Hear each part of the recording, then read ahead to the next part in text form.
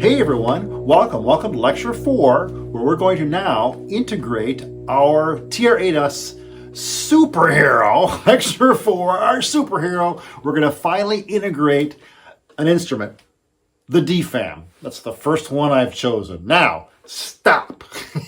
If you've just landed here for the first time, it's at Lecture 4. I mean, there's other, so if you own a TR-8S, and you want to integrate some modular and semi-modular synths, like this stuff over here, all right, then stop and go to Lecture 2 to learn how to set up your TR-8S with assignable trigger outs assigned to kits that will then allow you to put those trigger outs into triggers ins into your semi-modular and modular equipment. If you don't have a TR-8S and you're like, yeah, I don't think I can afford that. I have, I don't know, some other instrument. As long as it has assignable outs, stop then and go to Lecture 3. And Lecture 3 will cover how to make your drum machine, if it has assignable outs, to be successful as its own little mini superhero.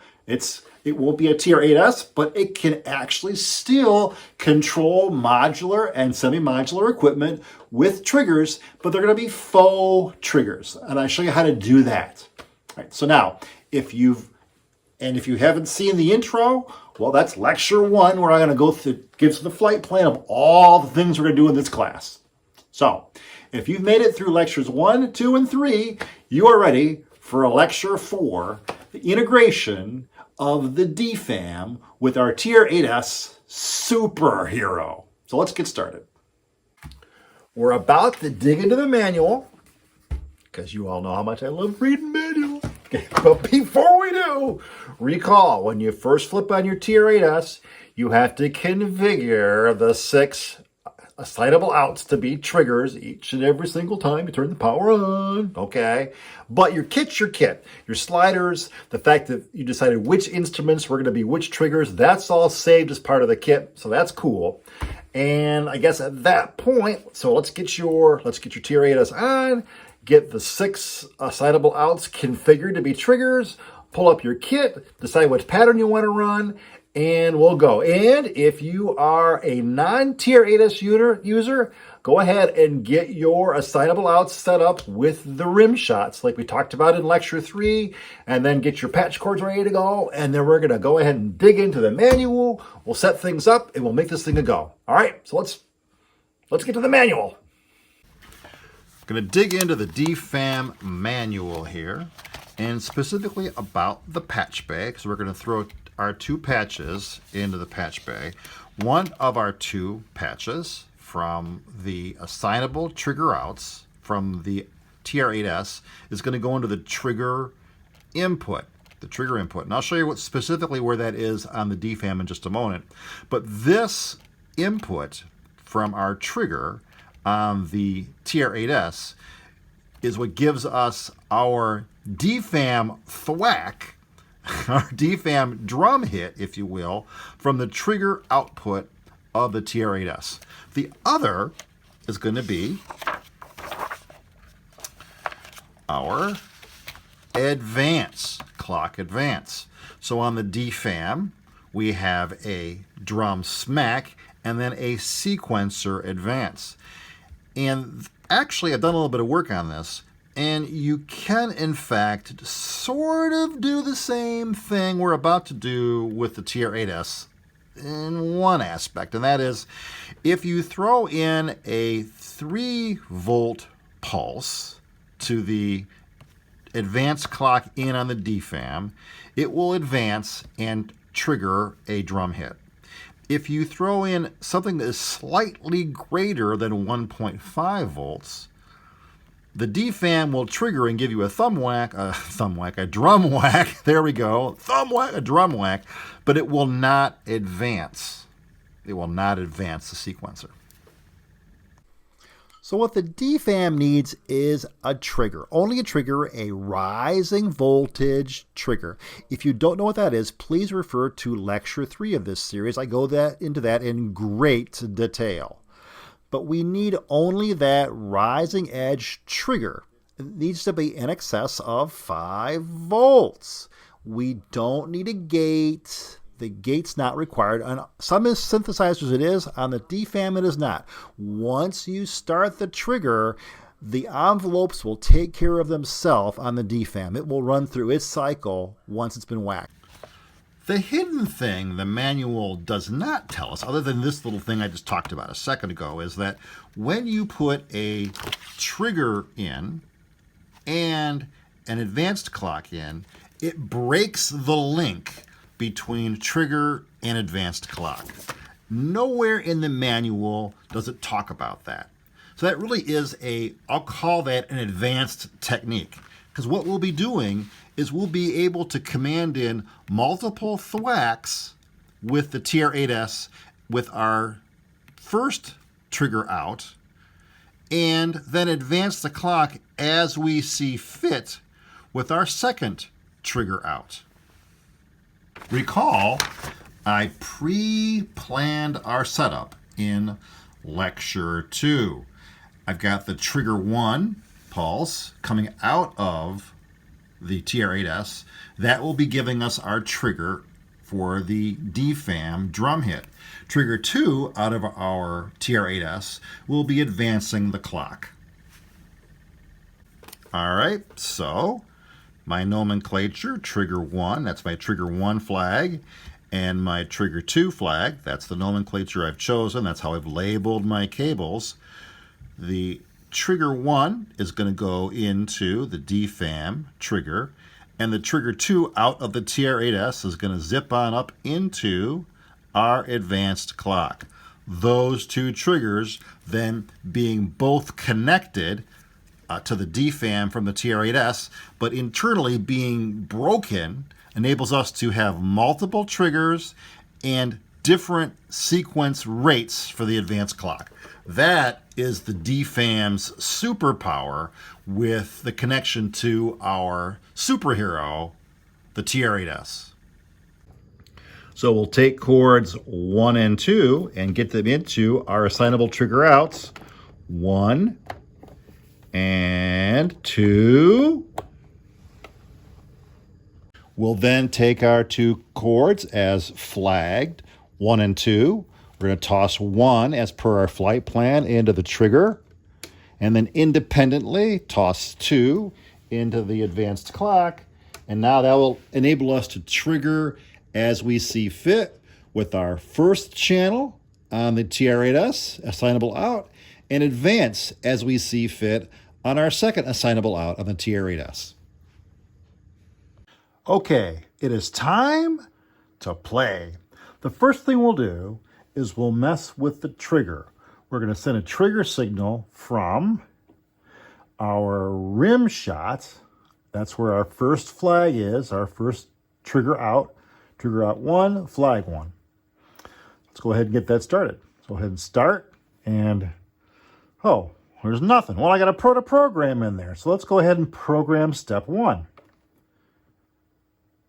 There's still, because these are all off.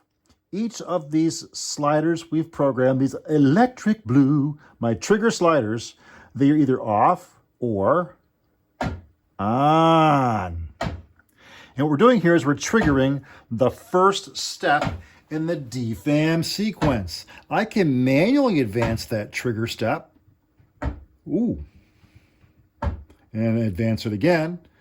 Because right now, I have flag 2, trigger 2, sitting in my advanced clock, and that program hasn't been set up yet on the TR-8S. So there's no information, there's no data, there's no trigger signal coming into flag 2. But I can advance it myself with my finger. Get the idea. And, depending on how I program it,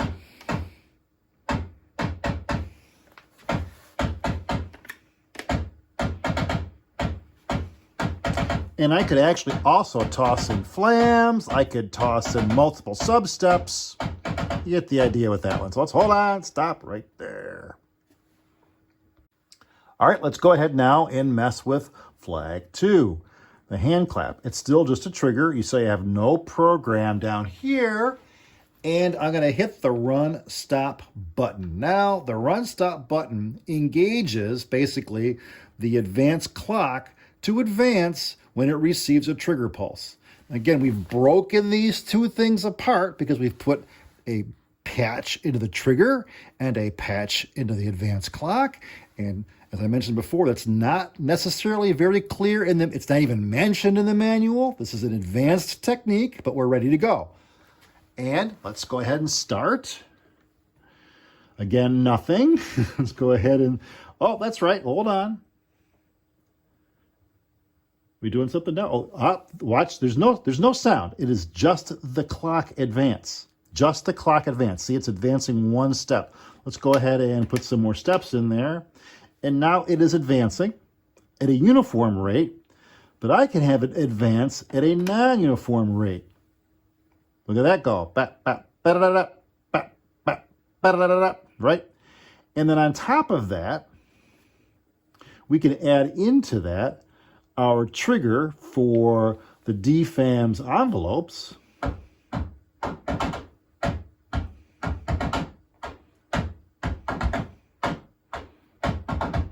There's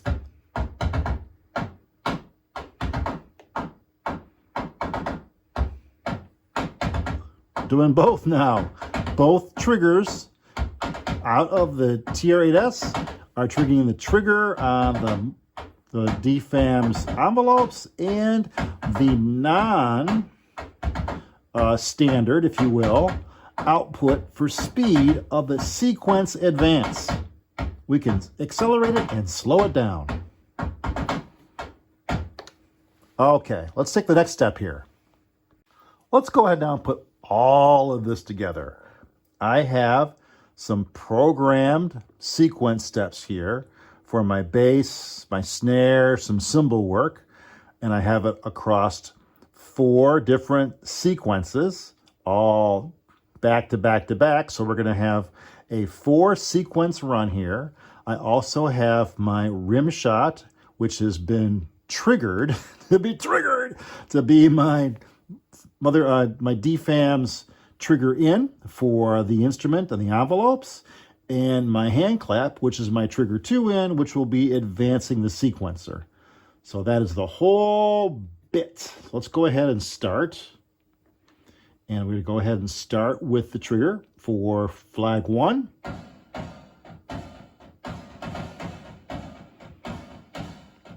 And we're on the single first step there. Now let's go ahead and advance the sequencer.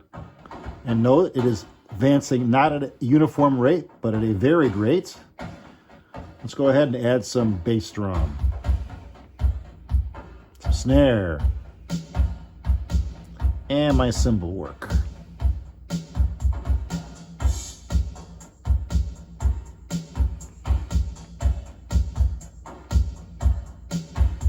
And there you have the TR-8S doing its TR-8S thing with the instruments that I've programmed for audio out, mix out, and 2 trigger outs running our DFAM.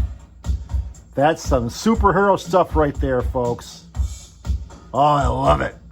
Let's go ahead and stop.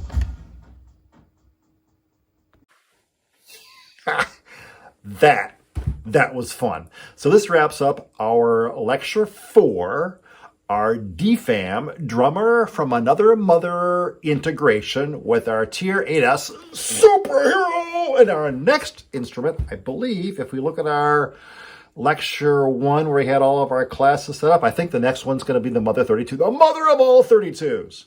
Now, as always, these lectures are for you, for your use. I offer them completely free of charge, just trying to make, it's my pleasure. Absolutely my pleasure. And what is also my pleasure, if you have questions about this video, please, please, please, just like I tell my students, if you don't ask me the question, then I can't help answer the question. You have to let me know if you got questions. So again, we don't have discussion pages here, but we do have a comment section.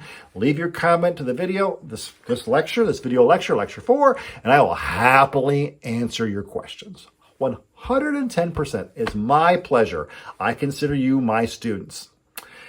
And again, being for your use, plagiarism is the highest form of flattery, except at a public university, so don't try it there. But again, this is totally, open source stuff. It's, totally fun. All right, so I think that's it. And at this point, I'm going to say, I'll talk to you later.